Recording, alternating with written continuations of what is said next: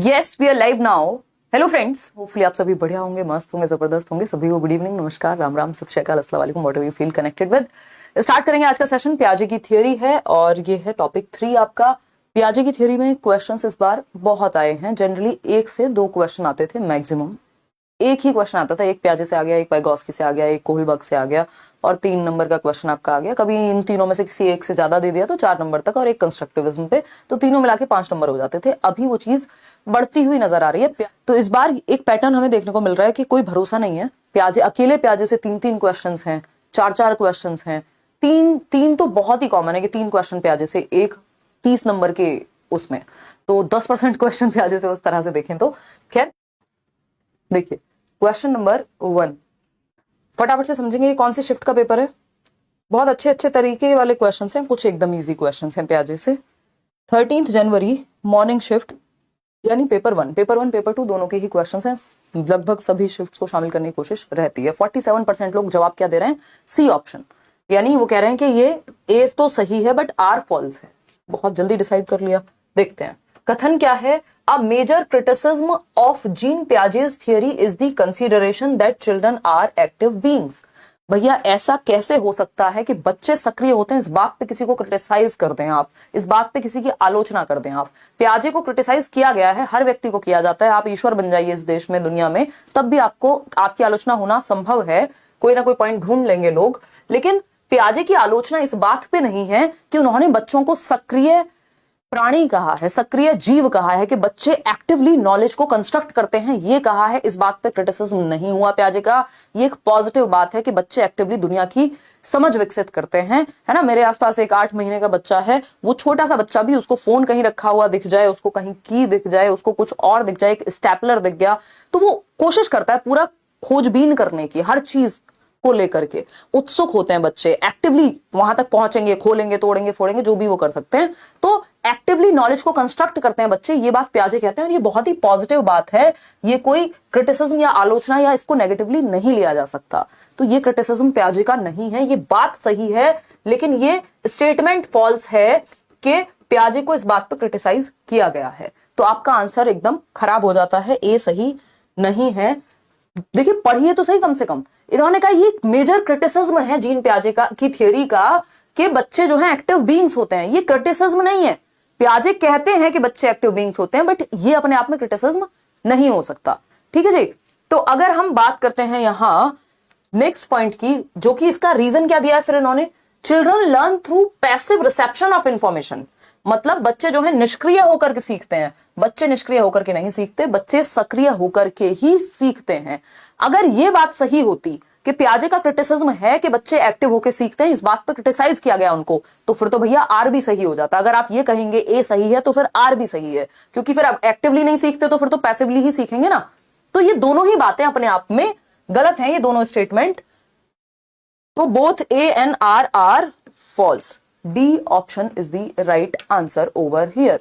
Clear है बात या कोई दिक्कत हो रही है इस बात को समझने में? डी का ऑप्शन ही नहीं आ रहा है, क्या किया था आपने? डी का ऑप्शन ही नहीं था, बहुत बढ़िया। Okay Ayushi, I will call you, don't worry. चलिए, तो डी ऑप्शन मतलब दोनों ही कथन गलत है कि पियाजे की ये प्रमुख आलोचना नहीं है, ये कोई आलोचना का हिस्सा नहीं है कि उन्होंने कह दिया बच्चे सक्रिय होते हैं और निष्क्रिय रूप से सूचना को सीखा जा सकता है। ये भी बात गलत है, दोनों बातें गलत हैं। क्वेश्चन नंबर 2, आप तो पहले ही क्वेश्चन में ढेर हो गए, जबकि मैंने इस क्वेश्चन को चेंज कर दिया था। मैं जो आपको 8th क्वेश्चन दिखा रही थी ना, वो क्वेश्चन मैंने नंबर 1 पे रखा था कि इसको आज हम सबसे पहले डिस्कस करेंगे, लॉरेंस कोहलबर्ग और पियाजे में क्या समानता है। मुझे लगा ये इतना इजी क्वेश्चन है, इसको फर्स्ट पे डालूंगी, आप कहोगे यार क्या है ना। कई बार मेरे मूड की बात होती है कि कई बार मैं फर्स्ट क्वेश्चन डाल दिया ऐसे ही, कई बार रैंडम ही चलते रहते हैं। तो फर्स्ट क्वेश्चन मुझे लगता है यार इजी डालते हैं, ट्राई बॉल की तरह, और ये इतना इजी क्वेश्चन था, इसमें ही आप लोग लोटपोट हो गए। और अगर 8th डाल देते, वो भी इजी है बट फिर तो दिक्कत हो जाती। अकॉर्डिंग टू पियाजे, which of these factors plays an important role in cognitive development. पियाजे ने कुछ फैक्टर्स बताए हैं और हम वो फैक्टर्स सालों साल से डिस्कस कर रहे हैं, जब कोई डिस्कस नहीं किया करता था। कौन से 4 फैक्टर्स हैं? पियाजे की 4 स्टेजेस के अलावा 4 फैक्टर्स भी हैं जो इंपॉर्टेंट फैक्टर्स हैं या एलिमेंट्स हैं पियाजे की थियरी में। FFOE याद आ रहा है किसी को? FFOE है? नहीं, FFOE तो क्रिएटिविटी के एलिमेंट्स हैं। आपके जो ये 4 फैक्टर्स हैं, याद आ रहा है किसी को? एक शॉर्ट फॉर्म बताई हुई है इसकी, एक शॉर्ट फॉर्म बताई हुई है अगर आपने पियाजे की थियरी यूट्यूब पे भी कराई हुई है, अगर वो नहीं देखी है तो देख लीजिए, कॉन्सेप्ट क्लियर हो जाएगा, सही उत्तर आप दे पाएंगे। ठीक है ना? नहीं, एफएफओई अलग है, मीका कह रहा है कोई, एसपीसीएफ तो स्टेजेस हैं, मैं एलिमेंट्स या फैक्टर्स की बात कर रही हूं, यही समझना जरूरी है, क्योंकि पियाजे के नाम पे सालों साल तक लोग सिर्फ फैक्टर्स ही स्टेजेस ही बताते थे, एसपीसीएफ जो हम डिस्कस करते हैं, लेकिन फैक्टर्स भी हैं 4, इस पे भी चर्चा हम कई साल से कर रहे हैं। अब तो पेपर में पूछा जाने लग गया, तो मजबूरी है, सभी करेंगे। तो फैक्टर्स जो हैं MESE, अब सही उत्तर आना शुरू हो गया, इसका मतलब आप लोग वीडियोस देख रहे हैं, पुराने वाली भी, क्योंकि अभी बैच में तो ये टॉपिक हुआ नहीं है। MESE, ठीक है ना? वो 4 फैक्टर्स हैं, उनमें से कौन सा आ रहा है? E फॉर एक्टिविटी नहीं होता, बट एक्सपीरियंस होता है। एक्सपीरियंस का ही दूसरा नाम है एक्टिविटी, ये मैं डिस्कस करती हूं आपके साथ। गतिविधि या अनुभव से बच्चा सीखता है। कंडीशनिंग की बात व्यवहारवादी करते हैं, और पियाजे कौन है? पियाजे एक रचनावादी हैं, संरचनावादी हैं, क्या है? कंस्ट्रक्टिविस्ट हैं, रेडिकल कंस्ट्रक्टिविस्ट हैं, जो कहते हैं कि बच्चा स्ट्रिक्टली एक्टिविटी करके सीखता है, यानी अपने ज्ञान का निर्माण सक्रिय रूप से करता है। तो कंस्ट्रक्टिविज्म ये बात नहीं मानता कि हम कंडीशनिंग करा दें, किसी की आदत डलवा दें, 2 एकम 2, 2 दूनी 4, ये है कंस्ट्रक्टिविज्म, बिहेवियरिज्म, व्यवहारवाद, जिसमें रट्टा लगवाया जा सकता है, कंडीशनिंग कराई जा सकती है आपकी, जिसमें पैवलव, स्किनर, ये सब आपसे पूछे नहीं जाते हैं। लैंग्वेज, पियाजे लैंग्वेज के बारे में क्या बात करते हैं? पियाजे क्या इन 4 एलिमेंट्स में से लैंग्वेज है? नहीं है, लेकिन ऐसा नहीं है पियाजे ने ये कह दिया लैंग्वेज की कोई महत्ता नहीं है, खत्म है लैंग्वेज, ऐसी बात नहीं हुई है, लेकिन इन 4 एलिमेंट्स में लैंग्वेज नहीं आता है। रीइंफोर्समेंट, ये अपने आप में व्यवहारवादी एक कॉन्सेप्ट है। तो उत्तर सिर्फ एक बचा आपके हाथ में, एक्टिविटी। ये 2 से 3 शिफ्ट में सेम क्वेश्चन पूछा है, थोड़ा सा लैंग्वेज में अंतर करके, ठीक है ना? गतिविधि, अब ये 4 फैक्टर्स कौन से हैं? 4 फैक्टर्स, तो ए ऑप्शन जिन्होंने दिया था उनका सही है, बाकी सब गलत हो गए। यहाँ पे लाइक शेयर आप साथ साथ करते रहेंगे। ये आपके शाम वाली क्लास हो गई, 1 मिनट रुक जाओ यार। देखिएगा, तो अगर हम बात करते हैं, यहां हमें पता होना चाहिए पियाजे ने 4 फैक्टर्स दिए हैं, ऊपर लिखते हैं पियाजे, ये मैं आपके साथ शेयर भी कर दूंगी पीडीएफ में ही लगा करके। पियाजे एक तरफ है 4 फैक्टर्स, यानी 4 तत्व, 4 फैक्टर्स, इनकी थियरी से पहले, स्टेजेस से पहले ये बात शुरू हो जाती है। और एक तरफ है 4 स्टेजेस, यानी चरण, जो सेंसरी मोटर, प्री ऑपरेशनल, ये सब जो हम डिस्कस करते हैं, ठीक है ना? 3 और 4। एसपीसीएफ आपको पता है, sensory motor, pre operational, concrete operational, मूर्त संक्रियात्मक और औपचारिक संक्रियात्मक। एसपीसीएफ ये 4 स्टेजेस हैं, ठीक। इनसे पहले जो 4 फैक्टर हैं वो MESE, MESE। एम फॉर क्या है? एम फॉर है आपका, याद आ रहा है किसी को? नहीं, मैचुरेशन। मैचुरेशन बोले तो परिपक्वता, जो हेरिडिटी से प्रभावित होती है ना? कि बच्चा चलना कब सीखेगा? बच्चा चलना तब सीखेगा जब उसके पैरों में वो ताकत आ जाएगी, जब उसकी मांसपेशियों में वो ताकत आ जाएगी। वो कहां से आएगी? मैचुरेशन से आएगी। दांत आप जबरदस्ती तो नहीं निकाल सकते बच्चे के, वो एज के साथ निकलते हैं। बोलना एज के साथ सीखता है बच्चा। तो बहुत सारी ऐसी चीजें हैं जो मैचुरेशन की वजह से होती है। मैचुरेशन क्या है? एक परिपक्वता, एक आपकी बायोलॉजिकल प्रोसेस है, हेरिडेटरी प्रोसेस है, जो आपकी जैविकता से निर्धारित होती है ना? भाई किसी चीज को सीखने के लिए यदि बच्चे का शरीर ही मैच्योर नहीं है, अभी उसकी टांगों में वो जान ही नहीं है, वो मैच्योरिटी ही नहीं है, तो वो चलना नहीं सीख सकता, क्योंकि इस पे मैच्योरिटी पे ट्रेनिंग का बहुत ज्यादा प्रभाव नहीं पड़ता। ये ऑटोमेटेड होती है, हेरिडेटरी होती है। और ये मैचुरेशन, परिपक्वता, यही वो परिपक्वता है जिसकी बात हम आजकल क्वेश्चंस में करने लगे हैं, केवीएस से लेके हर जगह, कि girls mature faster than boys. लड़कियां जो हैं लड़कों से तीव्र गति से उनमें परिपक्वता होती है, उनका जो वृद्धि और विकास का रेट है वो ज्यादा है, परिपक्वता का रेट उनका ज्यादा है। इसलिए लगभग 1.5 से 2 वर्ष का अंतर है, इसलिए प्यूबर्टी भी पहले गर्ल्स में ही आएगी। देखिएगा, तो मैचुरेशन हो गया परिपक्वता। इसको आप दूसरी भाषा में यहां बायोलॉजिकल एस्पेक्ट या जीन्स कह सकते हो, कि पियाजे जेनेटिक्स को महत्व देते हैं, हेरिडिटी को महत्व देते हैं, ठीक है। ई फॉर इक्विलिब्रेशन, इक्विलिब्रेशन या इक्विलिब्रियम भी आप लिख सकते हो, संतुलन। संतुलन वही है जो 2-3 दिन पहले क्वेश्चन किया था। एकोमोडेशन एंड एसिमुलेशन, मतलब अडेप्ट कर ले, वो पूरी जो प्रक्रिया है वो एसिमुलेशन में ही आती है, अडेप्टेशन और ऑर्गेनाइजेशन की। इसमें आते हैं अडेप्टेशन और ऑर्गेनाइजेशन, उस पर चर्चा करेंगे कभी। फिर आता है आपका सोशल एक्टिविटी या सोशल एक्सपीरियंस। तो ऐसा नहीं है पियाजे की कोई दुश्मनी है सोशल एक्सपीरियंस से, है ना, या सोशल इंटरेक्शन से, ठीक है, क्लियर है। सोशल इंटरेक्शन या सोशल एक्सपीरियंस। सोशल इंटरेक्शन में बच्चा अपनी क्या समझ बनाता है उस पर फोकस प्याजे का ज्यादा है, वहीं वाइगॉस्की दूसरों से समझ करके हम क्या भरते हैं दिमाग में, कैसे इंटरेक्ट करते हैं, वो सारी चीजों पे बात करेंगे। फिर आता है आपका एक्सपीरियंस। एक्सपीरियंस बोले तो अनुभव। इसी अनुभव को एक्टिविटी के नाम से भी जाना जा सकता है, क्योंकि आप एक्टिविटी करके ही अनुभव लेंगे। तो इसी की बात चल रही थी। इन चारों फैक्टर्स में लैंग्वेज नहीं है। हालांकि प्याजे ने ये नहीं कहा कि लैंग्वेज की कोई महत्ता नहीं है। प्याजे कह रहे हैं हाँ ठीक है यार महत्वपूर्ण है, बट इन चार फैक्टर्स में लैंग्वेज की बात कहीं नहीं होती। ठीक, ये चार अपने आप में फिर बाद में आपकी स्टेजेस निकल करके आ जाती हैं। सेंसरी मोटर, जिसको गत्यात्मक कहते हैं हम, जन्म से 2 वर्ष। फिर आती है, इसको इंद्रिय गामक भी कह देते हैं, प्री ऑपरेशनल पूर्व संक्रियात्मक अवस्था, जो है 2 से 7 वर्ष। फिर आता है कॉन्क्रीट ऑपरेशनल, जिसको मूर्त संक्रियात्मक अवस्था कहते हैं, ये है 7 से 11 वर्ष।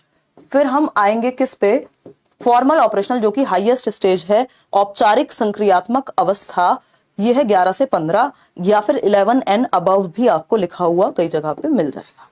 ठीक है, क्योंकि 15-16 तक जो मैक्सिमम ब्रेन का डेवलपमेंट है वो हो चुका होता है, ये बेसिकली एडोलेसेंस तक।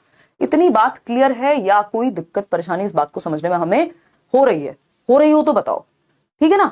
ये बेसिक सी बातें हैं। अब इक्विलिब्रियम जो ये हम यहां पढ़ रहे हैं, इसी का, क्योंकि हम इसको कई बार देखते नहीं है उस तरह से, अब इस इक्विलिब्रियम को 2 मिनट दे करके थोड़ा सा समझ लेते हैं, फिर आगे बढ़ेंगे। बहुत अच्छे अच्छे क्वेश्चंस आपके लिए हैं। इस इक्विलिब्रेशन की प्रोसेस में, जिसको संतुलन कहते हैं, जो हमने अपने दिमाग में रिकॉर्ड किया है और जो दुनिया में हम देख रहे हैं, यदि वो दोनों संतुलन में है तब तो हम इक्विलिब्रेशन की प्रोसेस में होते हैं, नहीं तो हम क्या हो जाते हैं, कंफ्यूज हो जाते हैं, डिसइक्विलिब्रियम में आ जाते हैं। तो इस इक्विलिब्रेशन में 2 चीजें आती हैं। एक है आपका अडेप्टेशन, कि आप दुनिया में अडेप्ट कैसे करेंगे। अडेप्टेशन यानी अनुकूलन कहते हैं इसको हिंदी में, ठीक। और दूसरी तरफ है ऑर्गेनाइजेशन, कि कैसे आपका ब्रेन इंफॉर्मेशन को ऑर्गेनाइज करेगा, आपके स्कीमा को अपडेटेड रखेगा। स्कीमा क्या है? Mental representation of your world. आपके दिमाग में मानसिक चित्रण जो है दुनिया का, आपकी जो भी प्रीवियस नॉलेज है, पूर्व समझ है, पूर्व ज्ञान है, वो सब दिमाग में जो स्टोर्ड होगा जिस तरह से, उसी को हम स्कीमा कह रहे हैं। आप मुझे पहचान पा रहे हैं क्योंकि आपके स्कीमा में कहीं ना कहीं हिमांशु सिंह का कोई तो एक कॉन्सेप्ट एडेड है, ठीक है ना बात। आप ये पढ़ पा रहे हैं क्योंकि आपके स्कीमा में, स्कीमा किसके बारे में हो सकता है? ये एक व्यक्ति के बारे में हो सकता है, किसी इवेंट के बारे में हो सकता है, किसी अनुभव के बारे में हो सकता है, जगह के बारे में हो सकता है। तो अडेप्टेशन में 2 और चीजें आती हैं। अडेप्टेशन में आता है आपका एसिमिलेशन एंड एकोमोडेशन, यानी आत्मसात करना, यानी कुछ ऐड करना, कुछ समाहित करना, और एकोमोडेट करना या एकोमोडेशन, जिसको हम समायोजन कहते हैं, ये है जिसमें आप परिवर्तन, मॉडिफिकेशन, चेंजेस लाते हैं, ठीक है ना। इसको एडजस्ट करना कह सकते हो आप, कि आप अपने स्कीमा में कुछ चेंज कर रहे हो, पहले कुछ और सोचा हुआ था, अब कुछ और मॉडिफाई कर रहे हो आप, ठीक है ना। ये थोड़ा सा लैंग्वेज पे भी डिपेंड करता है कि लैंग्वेज में कैसे घुमा करके पूछा है। शॉर्टकट इसके यही है, जब कुछ ऐड करने की बात होगी तो एसिमिलेशन, एकोमोडेशन या समायोजन हम कहते हैं, जब कुछ एडजस्ट करने की बात होगी, ठीक। ये इन दोनों तरह से आप अडेप्ट करते हो और आपका स्कीमा अपडेट होता है ना। अडेप्टेशन की प्रोसेस के थ्रू आपका स्कीमा क्या होता है, अपडेट होता है, और साथ में आप ऑर्गेनाइज भी करते हो। ऑर्गेनाइज क्या है? जो भी आपने जाना, एसिमुलेट किया, एकोमोडेट किया, उसको अलग अलग कैटेगरी में डालते हो कि अच्छा ये कॉन्सेप्ट्स हैं जो मेरे समाज के बारे में है, ये इसके बारे में है, ये इसके बारे में। इससे आपका जो स्कीमा है वो ऑर्गेनाइज्ड भी रहता है, क्योंकि अडेप्ट करने के साथ साथ ऑर्गेनाइजेशन भी जरूरी है कि कब किस बात को कहां बताना है ना। जब वाइगॉस्की की बात आएगी तो मैं आपको वाइगॉस्की के बारे में बात करूंगी। अभी हम पियाजे के बारे में बात कर रहे हैं, कैसे मैं इक्विलिब्रेशन से यहां अडेप्टेशन पे आ गई, है ना। और इसी अडेप्टेशन की प्रोसेस में आपको पता है इक्विलिब्रेशन और डिसइक्विलिब्रियम भी होता है। अगर एसिमुलेट जो किया मैंने दिमाग में, पेन को पेन पढ़ा और पेन कहा, तो इक्विलिब्रियम में हूं मैं, संतुलन में हूं, है ना। एसिमुलेशन और एकोमोडेशन से हम बैलेंस में आते हैं। और अगर मैंने पेन को, मान लीजिए किसी और चीज को पेन कह दिया, है ना, मैंने इस चीज को पेन कह दिया, अब ये पेन नहीं है, किसी ने कहा बेटा ये पेन नहीं है, तो मुझे मॉडिफाई करना पड़ेगा, एकोमोडेट करना पड़ेगा, और एक नया स्कीमा बनाऊंगी या मैं अपडेट कर लूंगी अपने पुराने स्कीमा को। तो उससे पहले लेकिन डिसइक्विलिब्रियम होगा। जब मैंने एरोप्लेन को बर्ड कह दिया, जब मैंने चिड़िया कह दिया, पक्षी कह दिया, एक उड़ते हुए हवाई जहाज को या हेलीकॉप्टर को, तो कोई मुझे कहेगा बेटा, क्योंकि मैंने अपने दिमाग में वही एसिमुलेट किया हुआ था, आत्मसात किया हुआ था। लेकिन जब ऐसा नहीं हुआ, किसी ने कहा बेटा ये बर्ड नहीं है, ये तो एरोप्लेन है, ये तो हेलीकॉप्टर है, तो मेरे ब्रेन में डिसइक्विलिब्रियम हो गया। जब तक मैं उसे पक्षी कह रही थी मेरे ब्रेन में इक्विलिब्रेशन था, क्योंकि मुझे वही पता था। तो तभी तो होता है, अगर हमसे कोई हमारे पसंद की बात ना कहे, या जैसे हम दुनिया को देखते हैं वैसी बात ना कहे, तो तुरंत डिसइक्विलिब्रियम हो जाएगा। क्यों? क्योंकि जो दिमाग में है और जो दुनिया में है बाहर, वो दोनों बैलेंस में नहीं है। ठीक, तो बैलेंस में लाने के लिए हम एसिमुलेशन और एकोमोडेशन का इस्तेमाल करते हैं और फिर हम अडेप्ट करते हैं एनवायरमेंट में। खैर, बहुत ज्ञान हो गया। धीरे धीरे जैसे जैसे आप क्वेश्चंस करेंगे तो ये चीज भी आपकी क्लियर होती जाएगी। तो लैंग्वेज इसका पार्ट नहीं है इन 4 फैक्टर्स का। इन फैक्टर्स में एक्टिविटी या अनुभव या एक्सपीरियंस आता है, MESE। ठीक है, ये 2 फरवरी पेपर 2 का क्वेश्चन है। अब आता है क्वेश्चन नंबर 3। ये पूछा गया है अगेन 2 फरवरी 2023 को, ऑनलाइन एग्जाम जब आपका सीटेट का हुआ, पेपर 2 में ही। पेपर 1 पेपर 2 के क्वेश्चंस अलग नहीं है, सिलेबस अलग नहीं है, तो ये मत सोचिएगा पेपर 1 की अलग से तैयारी होगी CDP की और पेपर 2 की अलग से। सब पढ़ लीजिए साथ में। अगर सिर्फ इतना ही कर लेते हैं, इन सारी शिफ्ट्स को लगा लेते हैं, तो बस हो गया काम, कुछ और नहीं करना। फिर विच of the following is a correctly matched pair, यानी कौन सा एक पेयर है, युग्म है, जोड़ा है, जिसका मिलान सही हुआ है, बताइएगा एक बार पहले। नहीं, वीडियो यहां से नहीं रुक रही है, आपके एंड पे इंटरनेट में कुछ समस्या हो सकती है। रुक रही है क्या वीडियो? हिंदी में पढ़ाइए, लिख देंगे हिंदी में भी साथ साथ, डोंट वरी।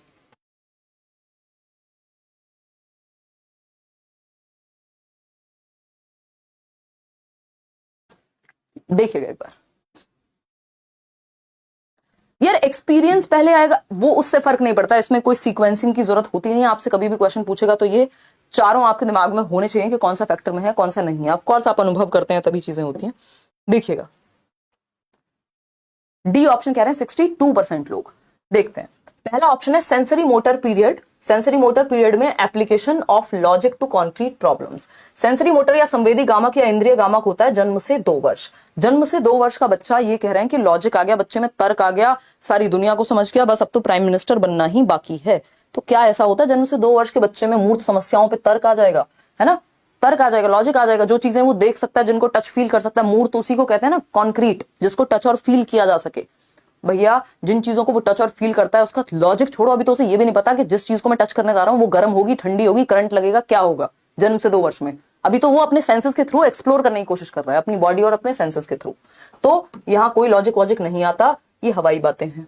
तो ये तो हो गया गलत। बी ऑप्शन है प्री ऑपरेशनल स्टेज, 2 से 7 वर्ष पूर्व संक्रियात्मक अवस्था। इसमें रिवर्सिबिलिटी एंड डिसेंट्रेशन आ जाता है। प्रतिवर्ती सोच, यानी वो रिवर्स कर सकता है 1 से 100, 100 से काउंटिंग 1 की आराम से कर सकता है। घर से स्कूल, स्कूल से घर जाने का रास्ता उसको याद रहता है। कंफ्यूज हो जाते हैं बहुत सारे बच्चे इसमें भी। इस स्टेज के अंत तक आते आते कुछ केसेस में ऐसा हो सकता है, अदरवाइज ये रिवर्सिबिलिटी इसका गुण नहीं है। 7 से 11 वर्ष में आती है रिवर्सिबिलिटी। ठीक है, ये प्याजे का कुछ हद तक क्रिटिसिज्म हो सकता है कि कुछ बच्चे रिवर्स करना सीख जाएं 7 साल से पहले पहले ही, लेकिन वो अच्छे अनुभव या अच्छे एक्सपीरियंस, अच्छी ट्रेनिंग का नतीजा हो सकता है। हमेशा ऐसा होगा ये जरूरी नहीं है। ठीक है, कॉन्क्रीट ऑपरेशनल 7 से 11 वर्ष, यानी मूर्त संक्रियात्मक अवस्था। ऑब्जेक्ट परमानेंस आ जाता है और एनिमिस्टिक थिंकिंग। एनिमिस्टिक थिंकिंग होती है जीववादी सोच कि अगर इस टेबल से मुझे चोट लग जाए तो क्या होगा, इस टेबल को 2 थप्पड़ लगा दो, मैं खुश हो जाऊंगी, अरे टेबल ने मेरे बच्चे को चोट लगाई। तो ये होता है कि हम निर्जीव चीज को सजीव मानते हैं। गुड़िया गुड्डे से बात करते हैं लोग। ठीक, और ऑब्जेक्ट परमानेंस, तो ये गुड़िया गुड्डे की उम्र थोड़ी है 7 से 11। गुड़िया गुड्डे तो जन्म से 2 वर्ष में होते हैं। तो सिर्फ डी ऑप्शन ही एकमात्र यहां सही हो सकता है, क्योंकि तीनों गलत हैं। फॉर्मल ऑपरेशनल 11 से 15 की जब हम बात कर रहे हैं तो एब्स्ट्रैक्ट थिंकिंग, अमूर्त चिंतन, जो चीजें आपके सामने भी नहीं है। समाज की सारी समस्याएं आपके सामने हो, आपके घर में हो, जरूरी नहीं है, बट आप समाज की समस्याओं को लेकर के चिंतित हो सकते हैं। यानी आप अमूर्त रूप में सोच पा रहे हैं, जो समस्याएं आपके साथ नहीं है उनके बारे में भी आप हाइपोथेसिस कर पाते हैं, परिकल्पना कर पाते हैं। आप रिसर्च भी करना शुरू कर देंगे बाद में। किस वजह से? क्योंकि आपके अंदर अमूर्त चिंतन विकसित हो रहा है। अमूर्त, एब्स्ट्रैक्ट और कॉन्क्रीट 2 चीजें होती हैं। एब्स्ट्रैक्ट क्या होता है? जिसको आप देख नहीं सकते, जरूरी नहीं है जिसको आप देख पाए, जो आपके विचारों में है, आपके दिमाग में है। कॉन्क्रीट वो जिसको आप टच और फील कर सकते हैं। जैसे ये जो बॉटल है ये आपके लिए कॉन्क्रीट हो सकती है। ठीक है, अगर मेरे सामने ये 20 रुपए का नोट है तो ये मेरे लिए कॉन्क्रीट हो गया, लेकिन इस डेबिट कार्ड में क्या अमाउंट है, क्या नंबर्स हैं, वो क्या है, एब्स्ट्रैक्ट हो गए। ठीक है ना, एब्स्ट्रैक्ट हो गए। क्लियर है बात? कोई दिक्कत परेशानी नहीं होनी चाहिए। ठीक, अमूर्त हो गए। ठीक, 2+2 जब मैं जोड़ करके दिखाऊं आपको सामने और बोल दूं, तो जब आप दिमाग में कैलकुलेट कर रहे हैं तो एब्स्ट्रैक्ट हो गया। जब आप 2+2 लिख करके कैलकुलेट कर रहे हैं, या 3 पेन प्लस 1 पेन 4 हो गए, तो ये कॉन्क्रीट हो गया। ठीक है ना। चलिए खैर क्वेश्चन नंबर 4 पे चलते हैं। सभी ने सही जवाब दिया ज्यादातर। क्वेश्चन नंबर 4 देखिएगा और जवाब दीजिएगा। ये है 11 जनवरी 2023 का पेपर 2 का question. The ability to form and use symbols. ये क्वेश्चन आता ही है, हर बार आता है, बस पूछने के तरीके बदल जाते हैं, है ना। कुछ मुश्किल क्वेश्चंस भी हैं जो कल के सेशन में प्याजे के मैं ऐड कराऊंगी। आज भी आप कुछ क्वेश्चंस में फंस सकते हैं, बट ये कंपैरेटिवली इजी आपको लग सकते हैं। जिन्होंने बहुत अच्छे से प्याजे पढ़ा है, कल ज्यादा फंसते हुए नजर आएंगे आप लोग। बताइएगा। 48% लोग बी कह रहे हैं। ठीक है। The ability to form and use symbols is a major accomplishment of dash. प्रतीकों के निर्माण एवं उपयोग करने की क्षमता डैश की एक प्रमुख उपलब्धि है। यानी आप प्रतीक बना रहे हैं अलग अलग चीजों के लिए, है ना। अलग अलग चीजों के लिए अलग अलग सिंबल्स बना पा रहे हैं, यानी उनका निर्माण कर पा रहे हैं और उपयोग कर पा रहे हैं सिंबल्स को। सिंबल्स क्या है? मैंने कहा ये भी एक सिंबल है। तो अब आप अपने दोस्तों को बाय कर रहे हैं, ये भी एक सिंबल है। कब से शुरू हुआ? 2 से 7 वर्ष की उम्र में। 0 to 2 में नहीं है ये, 0 to 2 की विशेषता नहीं है ये 2 से 7 वर्ष की विशेषता है। 2 से 7 वर्ष में क्या होता है? पूर्व संक्रियात्मक अवस्था होती है पियाजे के अकॉर्डिंग। SPCF आपको याद है, sensory motor, pre operational, concrete operational, formal operational. तो प्री ऑपरेशनल स्टेज में सिंबॉलिक थॉट आता है जब आप डॉक्टर खेलते हैं, जब आप पुलिस शोर खेलते हैं, जब आप हैरी पॉटर की झाड़ू लेकर के उड़ना शुरू कर देते हैं, है ना। ये सब क्या है, कब आते हैं? ये आपके प्री ऑपरेशनल स्टेज में ही आते हैं। ठीक। कॉन्क्रीट ऑपरेशनल 7 से 11 यहां हम नहीं कहेंगे। फॉर्मल ऑपरेशनल 11 से 15। अब ये तो एडवांस स्टेज हो गए, इन दोनों को तो हटा ही दीजिए। यहां पे उतनी समझ नहीं है कि प्रॉपर सिंबल्स को यूज किया जा सके। प्री ऑपरेशनल ही वो एज है जिसको अर्ली चाइल्डहुड, पूर्व बाल्यावस्था कह देते हैं, जब आप भाषा का यूज करना सीख रहे हैं, जब आप ए फॉर एप्पल लिखना सीख जाते हैं और आपको पता होता है कि एप्पल जो है, इस ए फॉर एप्पल का मतलब क्या है, ये मेंटल रिप्रेजेंटेशन आपके दिमाग में बन जाती है कि एप्पल ऐसा होता है। ए फॉर एप्पल ये सिंबल है, आपके दिमाग में मेंटल रिप्रेजेंटेशन है एप्पल की। ठीक है ना। तो अगर हम बात करें, अगर रेड लाइट पर आपको पता है कि रेड लाइट छोड़िए, कहीं पर रेड लाइट भी हो सकती है, किसी बोर्ड पे आपको पता है कि सिंबल लगा हुआ है इधर लेफ्ट जाने का, तो आप देख करके समझ जाएंगे कि लेफ्ट जा सकते हैं, है ना। मैं ये नहीं कह रही कि सारे सिंबल्स सीख जाते हैं। जिन बच्चों के आसपास इस तरह की चीजें होंगी वो सीख जाएंगे, नहीं तो दूसरे तरह के सिंबल्स सीखेंगे। ठीक है ना। तो सिंबॉलिक एज जो है, ये सिंबॉलिक एज आपकी 2 से 7 वर्ष है या 2 से 6 वर्ष है, जिसको हम अर्ली चाइल्डहुड कहते हैं। ये वही एज है जिसको हम टॉय एज भी कह रहे हैं, जिसको हम गेम स्टेज भी कह रहे हैं। खूब बच्चा खेलता है ना। ग्रुप्स में नहीं खेलता है। यहां पर बेसिकली ग्रुपिंग उतना बड़ा मुद्दा नहीं है, गैंगेज नहीं है, क्योंकि ये जाएगा भी। मान लो बच्चा कहीं प्ले वे में चला गया इस उम्र में, कहीं हॉस्पिटल चले गए, आप मंदिर चले गए, कहीं और चले गए घूमने, 2 बच्चे मिले, उनके साथ खेल लिए और निकल लिए। कोई ऐसा नहीं है, बहुत ज्यादा टेम्परेरी फ्रेंडशिप्स की एज है, हमेशा की दोस्ती नहीं बन जाती है इस उम्र में। ठीक है ना। और फर्क भी नहीं पड़ता, जेंडर का भी फर्क नहीं पड़ता। 2 बच्चे मिले, 3 बच्चे मिले, आपको खेले 4 मिनट, कोई फर्क नहीं पड़ रहा कि वो ऑपोजिट जेंडर है, मेल है, फीमेल है। बेसिकली मिक्स्ड ग्रुपिंग होती है, कोई होमोजीनियस ग्रुपिंग, या फिर जिसको हम कह सकते हैं कि होमोसेक्सुअल ग्रुपिंग नहीं होती कि बिल्कुल सेम सेक्स के ही दोस्त खेलेंगे। इसके बाद वो चीज डिफरेंट हो जाती है। ठीक। आगे बढ़ेंगे, समझते हैं कहानी है क्या। यार कुछ तो गड़बड़ हुई है मेरे ख्याल में। मैंने इसमें आपकी ना पिक्चर्स भी ऐड की थी कुछ, कोई तो PDF में कुछ तो ड्रामा हुआ है सेव करते समय। चलो कोई नहीं, अभी तो आप इसी से काम चलाओ, मैंने आपको बता दिया। तो ये वही स्टेज है जिसमें सिंबॉलिक एज, सिंबल्स क्या है, हैरी पॉटर की झाड़ू याद कीजिए, देखा है ना हैरी पॉटर कभी, तो वो झाड़ू क्या है, वो सिंबॉलिक है। वो जो शकलक बुम बुम का बच्चा आता था ना बचपन में, वो समोसे बनाता था सिंबॉलिक रूप में, समोसे उसके सामने आ जाते थे, है ना। और जो डोरेमोन की टाइम मशीन है, ठीक है ना। तो सिंबॉलिक बहुत सारी चीजें यहाँ पे होती हैं, सिंबल्स के थ्रू हम सीखते हैं, चाहे वो लैंग्वेज हो, चाहे वो हमारे खेल में हो। डॉक्टर खेल रहे हैं तो एक बच्चा है जिसने कान में वो लगाया हुआ है और वो चेक कर रहा है ना। एक सेट किसी बच्चे को मिला होगा डॉक्टर सेट, बड़ा हम प्रिविलेज महसूस करते थे जब वो सेट मिलता था। तो मुझे मेरी सिस्टर ने गिफ्ट किया था जब मैं गांव में रहती थी, और मुझे वो बहुत मजे आए थे उस सेट से, क्योंकि वो बड़ा एडवांस सेट था, उसमें वो आवाज भी आती थी सुनने को जो डॉक्टर नहीं लगाते कान में। तो क्या बोलते हैं उसको, कुछ तो बोलते हैं। तो ये सब क्या है, सिंबल्स हैं कि एक डॉक्टर बना हुआ है, एक मरीज बना हुआ है बच्चा, है ना, अच्छा मैं तुमको अभी ठीक कर दूंगी। बच्चे छोटे छोटे बर्तन लेके खेलते हैं, है ना, किचन सेट वगैरह भी इस उम्र में हम यूज करते हैं। तो ये 2 से 7 वर्ष की उम्र है। आगे बढ़ेंगे, वो मैंने डॉक्टर सेट वगैरह की फोटो यहाँ पे मेंशन किए थे बट पीडीएफ में कहीं इधर उधर हो गए, कोई बात नहीं। देखिएगा question number 5, in Piaget's theory what process describes an infant's action when she changes the way she holds her hand as she reaches for round objects as opposed to square ones? जवाब दीजिएगा फटाफट से। Stethoscope, right right right, वो आवाजें आती हैं उसमें, तो वो भी सिंबॉलिक है एक टाइम पे कि आप सिंबॉलिकली प्ले कर रहे हैं। प्लेज है ना, ये प्लेज भी है, इसको कह ही रहे हैं आपके वो एरिक एरिक्सन। हाँ, स्टेथोस्कोप, बिल्कुल बिल्कुल सही समझ रहे हैं आप, तो बहुत पढ़े लिखे लोग हैं यार। देखिएगा एक बार देखिएगा एक बार question number 5, in Piaget's theory what process describes an infant's action. देखिए पहले तो यहाँ लिखा हुआ है, कई बार आपको क्वेश्चन में ही हिंट मिल जाएगा कि किस उम्र की बात हो रही है। अगर उम्र पूछ ले तो आप कई बार वहां से भी समझ सकते हैं, हालांकि क्वेश्चन कुछ और पूछा है यहाँ। पियाजे की थियरी में या पियाजे के सिद्धांत के अनुसार कौन सी प्रक्रिया है जो एक शिशु की क्रिया का वर्णन करती है? Infant action. इन्फेंट कब तक होगा? जन्म से 2 वर्ष के बीच में ही होगा इन्फेंट, ठीक है ना।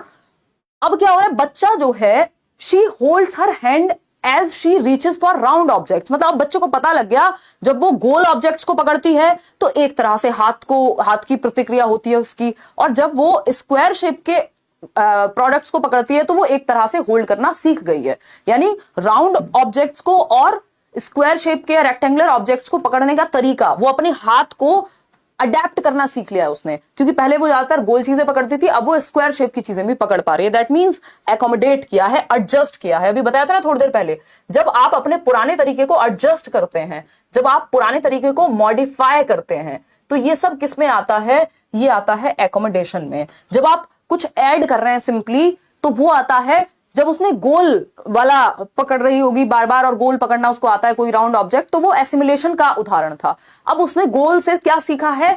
स्क्वायर शेप को पकड़ना, यानी उसने अडेप्ट किया है, एडजस्ट किया है, एकोमोडेट किया है, समायोजन किया है। जब पुराने में कुछ परिवर्तन, मॉडिफिकेशन, एडजस्टमेंट होती है, तब वो एकोमोडेशन कहलाता है। कंडीशनिंग का पियाजे से दूर दूर का नाता नहीं है। स्कीमा ये कहेंगे नहीं, क्यों? क्योंकि स्कीमा तो अपडेट हो रहा है ना इस प्रोसेस में। स्कीमा की डेफिनेशन होती है मेंटल रिप्रेजेंटेशन या प्रीवियस नॉलेज या मेंटल स्ट्रक्चर्स को स्कीमा कहते हैं। जबकि यहां बात हो रही है जो मेंटल स्ट्रक्चर है उसको मॉडिफाई किया है उसने, तब क्या कहेंगे? तो ये आपका 11 जनवरी को इवनिंग शिफ्ट में पूछा था। इंटर सब्जेक्टिविटी होती है बेसिकली, बच्चा आपके जीवन में आके आप पे प्रभाव डालता है, आपके अनुभव परिवर्तित होते हैं और आपके अनुभव से बच्चा सीखता है। ये इंटर सब्जेक्टिविटी है कि 2 या 2 से अधिक लोग मिलकर के, या बेसिकली हम लोग इंसान अपने 5 सेंसेस से दुनिया की एक समझ बनाते हैं, एक रियलिटी क्रिएट करते हैं। कैसे? आपको बचपन के दोस्त याद हैं, क्योंकि वो जो बचपन है वो कहीं एग्जिस्ट नहीं करता अभी, लेकिन आपके दिमाग में करता है एग्जिस्ट, उन लोगों के जिन्होंने वो जिया है। तो हम अपने जो शेयर्ड एक्सपीरियंसेस हैं उसमें जो एक रियलिटी क्रिएट कर रहे हैं उसको इंटर सब्जेक्टिविटी कहते हैं। इसी की वजह से हमारे जो इमोशंस हैं या हमारी जो मेमोरीज हैं, वॉमिट है, लव है, केयर है, ये चीज कनेक्टेड रहती है कि हमें बचपन याद रहता है, हमें अपने माँ बाप को बच्चा बदलता है और बच्चे को माँ बाप बदलते हैं जब दोनों ही साथ में होते हैं, वो इंटर सब्जेक्टिविटी है। खैर इस पे चर्चा नहीं करेंगे, जनरली पूछा नहीं जाएगा, बट अब ऑप्शन में दे दिया तो इनका कोई भरोसा तो है नहीं। ठीक, तो यहाँ पे एकोमोडेशन यानी A option was the right answer. Assimilation होता तब भी यही होता, क्योंकि एक बात ध्यान रखनी है ना यहाँ में कि बच्चे ने अपने मतलब हैंड को होल्ड करना सीखा है। राउंड ऑब्जेक्ट्स पहले आते थे उसको पकड़ने, अब स्क्वायर वंस के लिए चेंज किया है, तो चेंज किया है, मॉडिफाई किया, दैट मींस एकोमोडेट किया होगा। क्वेश्चन नंबर 6 देखिए और पोल में जवाब दीजिए फटाफट से। हाँ, ये सुनीता किसको क्या कह रहे हो भाई, है ना? हाँ, कोई कह रहा है प्याजी की बुक है लैंग्वेज एंड थॉट्स। फर्क नहीं पड़ेगा अभी आपको, क्योंकि बुक तो उनकी कई सारी किताबें हैं। 13 साल में जो व्यक्ति पेपर पब्लिश कर रहा हो, पीएचडी की ओर जा रहा हो, तो काम तो उनके बहुत सारे हैं, बट आपसे सीटेट में कभी नहीं पूछा जाएगा कौन सी किताब किसकी है ना?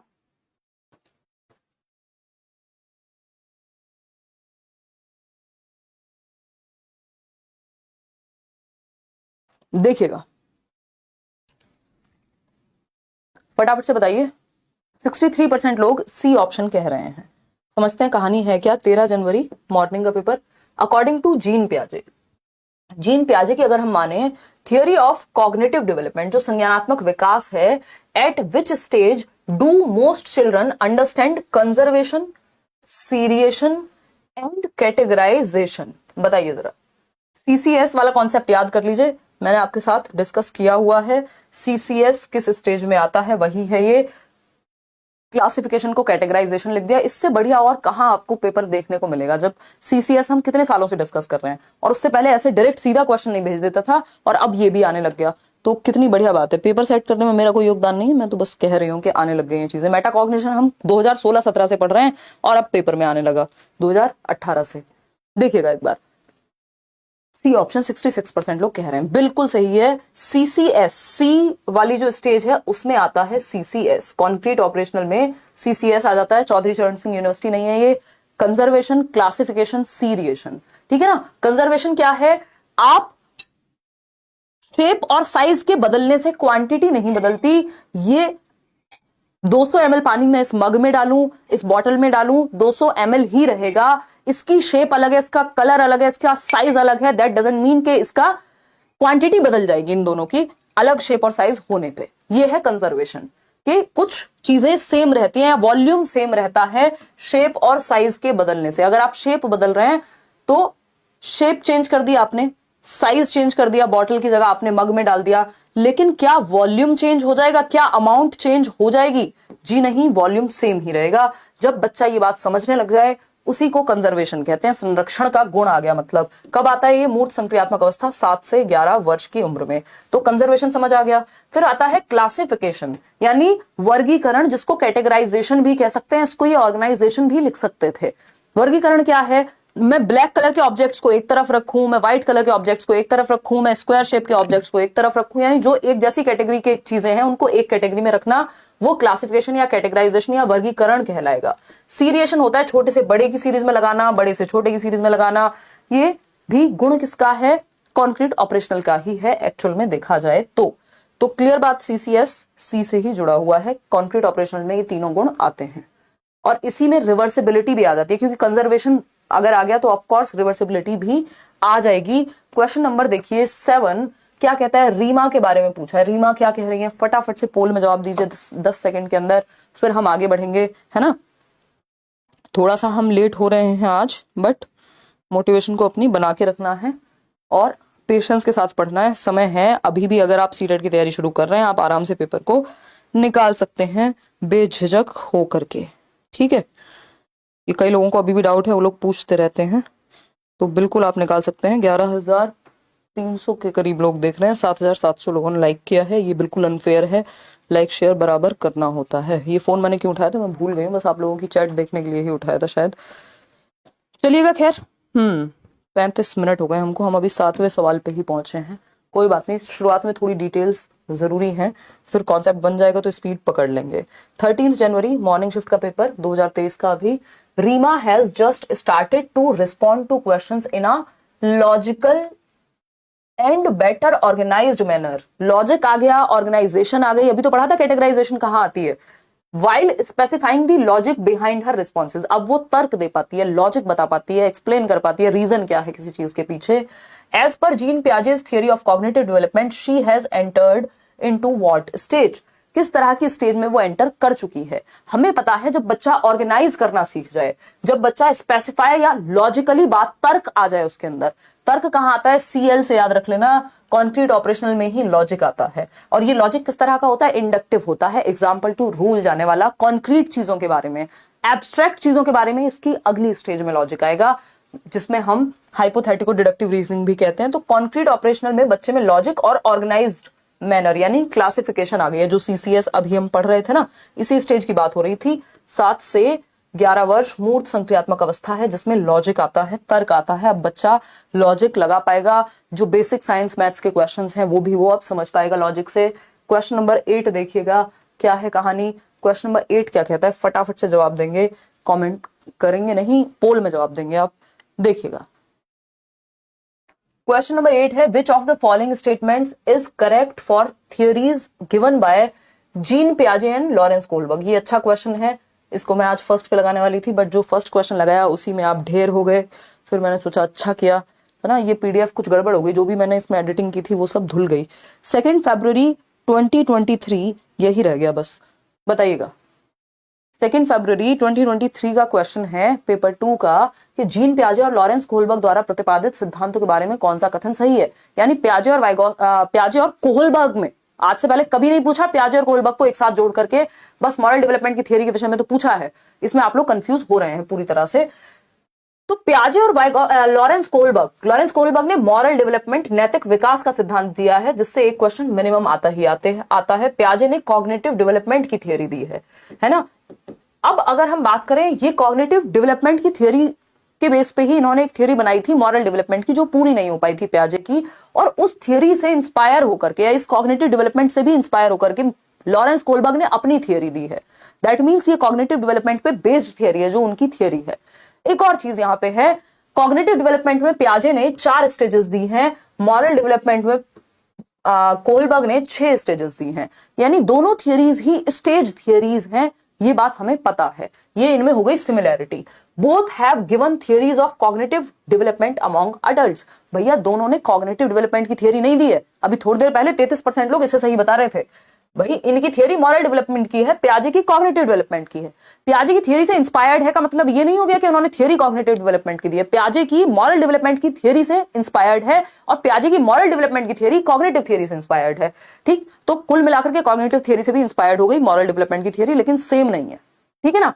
Both theories have 8 patterns of development. कुछ भी है, रात को सोए सुबह मन किया, पियाजे ने 8 स्टेज दी थी, 4 नहीं दी थी, तो आज से 8 हो गई। ये तो हवा में तीर चलाने वाली बात हो गई। सी ऑप्शन है, both theories are limited to the middle childhood period of development. भैया मिडल चाइल्डहुड क्या, 6 से 8 के बीच में वैसे मिडिल चाइल्डहुड कहते हैं, बट कई जगह पे आपको ऑप्शन में जो लेटर चाइल्डहुड वाली एज है वही लगभग एज, क्योंकि मिडिल चाइल्डहुड में से लेटर चाइल्डहुड उत्तर बाल्यावस्था में से ही 6 से 12 वर्ष में से ही तोड़ के इन्होंने मिडिल चाइल्डहुड बनाया हुआ है। तो कई बार मिडिल चाइल्डहुड लिखा हो तो समझ जाना वही 6 से 11, 6 से 8, 7 से 10 के बारे में ही बात हो रही होगी। तो क्या दोनों ने सिर्फ 11-12 साल तक के बच्चे के लिए थियरी दी है? भैया उसके बाद एडोलेसेंस की बात कोहलबर्ग की थियरी में भी हुई है। पियाजे की थियरी 15 साल तक, 11 एंड अबव के लिए है। तो कैसे कहते हैं कि सिर्फ चाइल्डहुड तक है? ये बात भी गलत हो गई। Both theories are stage theories, ये बात एकदम सही है। और इससे एक और बात सिद्ध होती है कि दोनों मानते होंगे कि डेवलपमेंट डिसकंटिन्यूअस है। क्यों? क्योंकि मैंने ये डिसकंटिन्यूटी वाले में भी बताया था कि पियाजे हुए, कोहलबर्ग हुए, या फिर और कौन है जिसने स्टेज की बात की है, फटाफट से याद दिलाओ मुझे, आपके सिलेबस वाली। वैसे तो बहुत सारे लोग हैं, एरिक्सन, सिगमंड फ्रॉइड, ये भी सब स्टेज थियरिस्ट हैं। तो जो भी स्टेज में बांटेगा डेवलपमेंट को वो डिसकंटिन्यूअस कहेगा कहीं ना कहीं। ये बात हम इनडायरेक्टली समझ सकते हैं। पियाजे तो डायरेक्टली ही कह रहे हैं कि डिसकंटिन्यूअस है। तो डिसकंटिन्यूअस यानी अनिरंतर हुआ विकास, क्योंकि दोनों स्टेज में तोड़ के बांट रहे हैं कि इस उम्र से इस उम्र तक इतना होगा, फिर इतना होगा, फिर इतना होगा। कॉन्टिन्यूअस तो वाइगॉस्की कहते हैं। तो ये दोनों ही बातें क्लियर हो जाती हैं कि दोनों ने स्टेज थियरी दी है और डिसकंटिन्यूअस कहीं ना कहीं विकास को ये कह रहे हैं। आगे बढ़ते हैं। क्वेश्चन नंबर 9 देखिएगा, क्या कहता है क्वेश्चन नंबर 9, समझिए, जवाब दीजिए। अकॉर्डिंग टू जीन पियाजे, when a child is shown a toy, एक बच्चे को दिखाया गया एक खिलौना, and then it is hidden, और फिर इसको छिपा लिया गया। बच्चे को दिखाया खिलौना और फिर छिपा लिया गया। क्या है ये? इंस्टेड ऑफ फॉरगेटिंग, बच्चा अब भूला नहीं है, about it the child tries to find that toy. अब वो भूल नहीं गया कि अरे पता नहीं कहीं चला गया होगा, अब वो ढूंढ रहा है। अब वो आपके आसपास देखेगा कि कहीं छिपा तो नहीं लिया, कुछ और तो नहीं किया, क्योंकि उसको पता है ये एग्जिस्ट तो करता है, मेरी आंखों के सामने नहीं है बस। ये किस स्टेज का कैरेक्टरिस्टिक है? At dash stage this characteristic is found in the child and it is called what. इसको क्या कहते हैं? इसको कहते हैं ऑब्जेक्ट परमानेंस। इतना हमें पता है कि ये ऑब्जेक्ट परमानेंस है, कि बच्चे को ये समझ आ गया कि अब ऑब्जेक्ट परमानेंट हो गया है, वस्तु स्थायी हो गई है। ऑब्जेक्ट परमानेंस यानी वस्तु स्थायी होती है। मेरी आंखों के सामने ना होने से कोई चीज खत्म नहीं हो जाती, वो अभी भी एग्जिस्ट करती है। Out of sight out of mind नहीं होता है ना, कि आपकी गर्लफ्रेंड जब तक आपको दिख रही है, एक शहर में है आप दोनों, तो सब सही है। जिस दिन आउट ऑफ साइट हुए, यानी आंखों से दूर, दिल से, दिमाग से, सबसे दूर, आउट ऑफ माइंड, वो वाला सीन नहीं है। क्योंकि बच्चे नहीं है आप छोटे। अगर छोटे बच्चे हैं तो ऐसा हो जाएगा कि अब किसी और को देखते हैं, भाई वो तो चली गई किसी और शहर। ठीक, तो ऑब्जेक्ट परमानेंस क्या है कि आपको ही समझ आ जाता है ऑब्जेक्ट परमानेंट है। ये माउस अगर मैंने छिपा लिया, पीछे पॉकेट में डाल लिया, इसका मतलब ये नहीं है कि अब ये माउस एग्जिस्ट नहीं करता, कहीं तो होगा भाई। तो यही बात बच्चे को समझ में आने लगती है, जबकि शुरुआत में वो ज्यादा ढूंढता नहीं है। आप वो किसी चीज से खेल रहा था, आपने लेके रख लिया, अब वो थोड़ी बहुत देर देखेगा इधर उधर, थोड़ा बहुत रो भी लेगा, बट जरूरी नहीं है कि उसको ये याद रहे। रोना भी बहुत बाल की स्टेज है जब ऑब्जेक्ट पर, क्योंकि मेमोरी उतनी डेवलप नहीं हुई। किस वजह से हो रहा है ये सब? मेमोरी की वजह से। क्योंकि अगर स्मृति ही नहीं होगी, नॉट स्मृति ईरानी, स्मृति आपकी याद रखने वाली स्मृति, अगर मेरे दिमाग में ये ज्यादा देर तक रह ही नहीं पाया कि माउस एग्जिस्ट करता है या वो लड़की एग्जिस्ट करती थी जिसके साथ थे, तो खत्म कहानी, ऑब्जेक्ट परमानेंट है ही नहीं। लेकिन जब मेमोरी ठीक होगी तो ये चीज भी परमानेंट हो जाएगी। ठीक, तो ये ऑब्जेक्ट परमानेंस है जो मेमोरी के डेवलप होने की वजह से आता है। ठीक, ये बात तो सही है। तो ऑब्जेक्ट परमानेंस कहां कहां लिखा हुआ है देखना जरा। यहाँ रिवर्सिबल थिंकिंग मेंटल ऑपरेशन है, तो ये तो अपने आप में गलत हो गया, कॉन्क्रीट में थोड़ी आएगा ये। ईगो सेंटर्स में ये है नहीं, तो सिर्फ दो ही ऑप्शन में से कोई एक ठीक हो सकता है। आप पेपर में एलिमिनेट कर सकते हैं, जरूरी नहीं है सब पे टाइम वेस्ट करना है सारे ऑप्शंस पे। क्वेश्चन पूरा पढ़ो लेकिन ऑप्शंस फटाफट से एलिमिनेट करो अगर काम के ना हो तो। प्री ऑपरेशनल ऑब्जेक्ट परमानेंस, यानी क्या ये प्री ऑपरेशनल स्टेज है? प्री ऑपरेशनल होती है 2 से 7 वर्ष, और सेंसरी मोटर होती है 0 to 2। अब ये बात हमने डिस्कस की है कि ऑब्जेक्ट परमानेंस की जो एज है, ऑब्जेक्ट परमानेंस के बारे में 2 क्वेश्चंस पूछे जाते हैं कि ये किस स्टेज में होता है और किस स्टेज में नहीं होता है। अगर आपसे पूछे किस स्टेज में नहीं होता है तब भी आंसर सेंसरी मोटर, अगर पूछे किस स्टेज में अचीव हो जाता है तब भी आंसर सेंसरी मोटर। तो ऑब्जेक्ट परमानेंस जब नहीं होता है तब भी सेंसरी मोटर। कैसे हो पा रहा है ऐसा, समझते हैं। भाई ऑब्जेक्ट परमानेंस की बात कर रहे हैं ना हम, यानी ऑब्जेक्ट परमानेंस मतलब वस्तु स्थायी होती है, चाहे हमारी आंखों के सामने हो या ना हो, but out of mind out of site नहीं होती, एग्जिस्ट करती है उसके बावजूद भी। तो वस्तु स्थायित्व की जब हम बात कर रहे हैं यहां, वस्तु स्थायित्व, ठीक है, किस स्टेज में ये एब्सेंट होता है, यानी नहीं होता या अचीव नहीं हो पाता, तब भी आंसर क्या है आपका सेंसरी मोटर स्टेज। प्याजे की जन्म से 2 वर्ष, जन्म से 2 वर्ष में ही, शुरुआत के जो 7-8 महीने हैं बच्चे के, या शुरुआत का जो लगभग 9 महीने का टाइम है, उस टाइम पे उसको ज्यादा याद नहीं रहता कि कहां गया वो ऑब्जेक्ट जिससे मैं खेल रहा था। ठीक, मम्मी ने ले लिया, चुप हो गए। अब अगर हम बात करें इसका अचीवमेंट कब है, ये अचीव कब तक हो जाता है, तो अचीवमेंट भी इसी स्टेज में आ जाएगा। अचीवमेंट कब है? Same stage, sensory motor 0 to 2 years में ही अचीव भी कर लेता है। अब ये क्या बात हुई यार, है एब्सेंट भी इसी में है और क्या है प्रेजेंट भी इसी में है, या उपलब्धि भी इसी में है ना। ये वही है जीत के हारने वाली बात है। मतलब क्या हुआ, देखो शुरुआत के जो 7-8 महीने तब तक तो बच्चे में ये डेवलप नहीं हुआ होता, तब तक वो भूल जाता है, लेकिन 8 महीने से 12 महीने के बीच आते आते ये चीज का अचीवमेंट हो जाता है। कुछ बच्चों को उनसे भी ज्यादा लग सकता है, लेकिन जनरली ये माना जाता है कि object permanence sensory motor stage में ही अचीव हो जाती है उसके एंड तक आते आते। ठीक है ना, तो ये बात हमें यहां ध्यान में रखनी है। ये क्वेश्चन बहुत बार रिपीट हुआ है ना, कि कौन सी अवस्था है जिसमें ऑब्जेक्ट परमानेंस नहीं होता, तब भी सेंसरी मोटर जन्म से 2 वर्ष, इंद्रिय गामक, संवेदी गामक, और कब अचीव हो जाता है, तो इसी स्टेज के अंत तक आते आते अचीव हो जाता है। इतनी बात याद रख सकते हो या नहीं? संवेदी परक भी कह देते हैं कई लोग इसको, हिंदी में कई नाम है, इंग्लिश में याद रखेंगे तो बेटर रहेगा, एक ही टर्म है सेंसरी मोटर।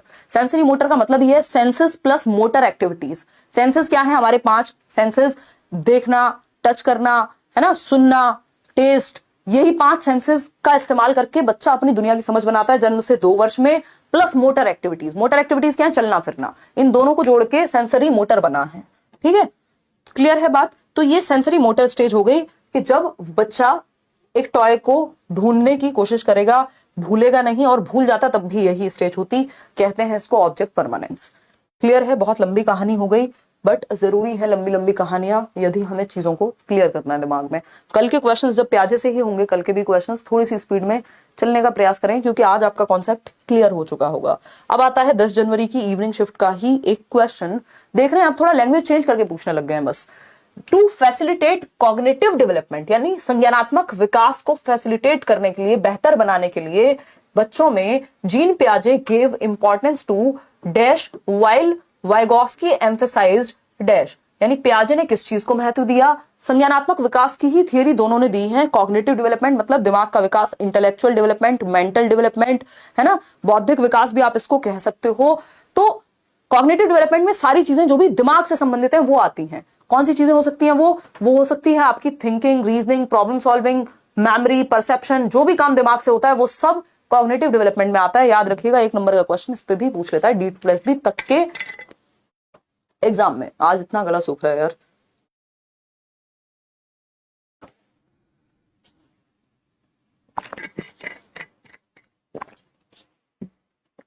चलें आगे बढ़े, देखिएगा फटाफट से। 80% लोग ए ऑप्शन कह रहे हैं, इसका मतलब समझ ही गए हैं अब आप। बहुत बढ़िया। देखिएगा, अभी हमने बात की थी, कह रहे हैं प्याजे गेव इंपॉर्टेंस। प्याजे ने किस चीज को इंपॉर्टेंस दी? रिवॉर्ड्स को। नहीं, ये तो बिहेवियरिस्ट लोग देते हैं ना। तो प्याजे पनिशमेंट और रिवॉर्ड की बात करते हैं ना वाइगॉस्की करते हैं। तो ये दोनों ही, क्योंकि कंस्ट्रक्टिविस्ट लोग हैं, रचनावादी लोग हैं। रचनावाद क्या है? एक स्कूल ऑफ थॉट है जिसको दोनों मानते हैं। वाइगॉस्की सोशियो कंस्ट्रक्टिविस्ट हैं, प्याजे रेडिकल हैं, उसको भी अभी समझेंगे। देखिए, हमें पता है 4 फैक्टर्स में लैंग्वेज नहीं थी। तो जीन प्याजे गेव इंपॉर्टेंस टू एक्टिविटी, यानी उन्होंने क्रियात्मक होने को बच्चे के महत्व दिया है, वाइल वाइगॉस्की ने लैंग्वेज को महत्व दिया है। अब ऐसा नहीं है प्याजे की दुश्मनी है लैंग्वेज से, लेकिन वाइगॉस्की के कंपैरिजन में महत्व उतना नहीं दिया है, क्योंकि आपको पता है वाइगॉस्की तो 3 फंडे कहते हैं सिंपल, SCL, सोसाइटी, कल्चर और लैंग्वेज, यानी समाज, संस्कृति और भाषा। ये 3 टूल्स हैं जिससे बच्चे का संज्ञानात्मक विकास होता है। क्लियर है बात? कोई दिक्कत, कोई परेशानी है ना? पता भी नहीं चलता कि वो विजिबल है नहीं। ऐसे में मेरे डाउट्स कैसे क्लियर होंगे? काजल की समस्या बिल्कुल जायज है। काजल, इस पे चर्चा हम कल ही करेंगे इस सेशन में, अभी इंटरप्ट नहीं करते हैं इस सेशन को, या एंड में करेंगे, है ना? वैसे ही समझने वाली बात है, कई हजार लोगों में सभी के डाउट्स, है ना? आप अगर शांति से पढ़ रहे हैं तो डाउट्स बहुत सारे वैसे भी क्लियर हो जाएंगे। हो सकता है आपका क्वेश्चन कोई और पूछ ले, उसका क्वेश्चन दिख जाए, है ना? देखिए, यही ऑनलाइन ऑफलाइन का अंतर होता है। तो क्लियर हो गई ये बात। रिवॉर्ड पनिशमेंट दोनों ही नहीं मानते। एक्टिविटी और लैंग्वेज में आपको कंफ्यूज इसलिए नहीं होना, क्योंकि अगर आपने प्याजे में लैंग्वेज लिख दिया तो वाइगॉस्की में एक्टिविटी लिखेंगे, जबकि प्याजे एक्टिविटी पे ज्यादा जोर देते हैं। इसीलिए इस एक्टिविटी पे ज्यादा जोर देने की वजह से इनको रेडिकल कंस्ट्रक्टिविस्ट कह रहे हैं। रेडिकल का मतलब क्या है? ये कंस्ट्रक्शन ऑफ नॉलेज बच्चा इंडिपेंडेंटली करेगा, इस बात पे बेहद जोर देते हैं। कौन? प्याजे। इसीलिए रेडिकल कंस्ट्रक्टिविस्ट हैं। वाइगॉस्की सबसे ज्यादा जोर समाज में एक्टिविटी, समाज में इंटरेक्ट करके बच्चा ज्ञान को सीखेगा, और समाज में इंटरेक्ट बिना भाषा के संभव नहीं है। ठीक है, तो ये एक बेसिक बात हो गई। आंसर इसका आपने एकदम सही दिया। उत्तर है इसका ए, के जीन प्याजे एक्टिविटी को और वाइगॉस्की लैंग्वेज को। अभी